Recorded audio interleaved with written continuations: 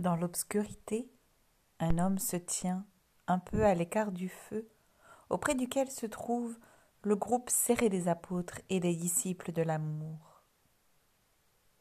Jésus attire avec douceur les âmes de ses proches dans les mystères de sa divinité. Cependant, Nicodème est à l'écart. Il vient juste de découvrir cette lumière, mais il a peur. Il la craint car elle signifie faire un choix entre l'ancienne loi et la nouvelle. Cette lumière affranchit des ténèbres, mais elle est rejetée, ignorée, humiliée, méprisée.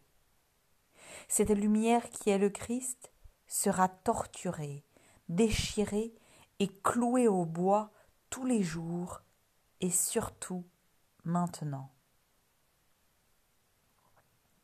Alors Nicodème cherche un moyen secret d'atteindre cette lumière qu'il redoute et qui l'attire tout à la fois. Sur le point de se retirer discrètement pour réfléchir plus à son aise, son regard croise celui d'une femme. Il est simple, majestueux, doux et fort ce regard. Nicodème comprend qu'elle est remplie de cette lumière. Cette femme est la clé, le moyen d'adapter son âme à cette lumière trop vive. C'est elle qui ajustera son intelligence et sa volonté à l'éclat de la divinité. C'est elle, l'ambassadrice de la lumière, celle qui écrase les doutes, les peurs et les obscurités de la nature humaine.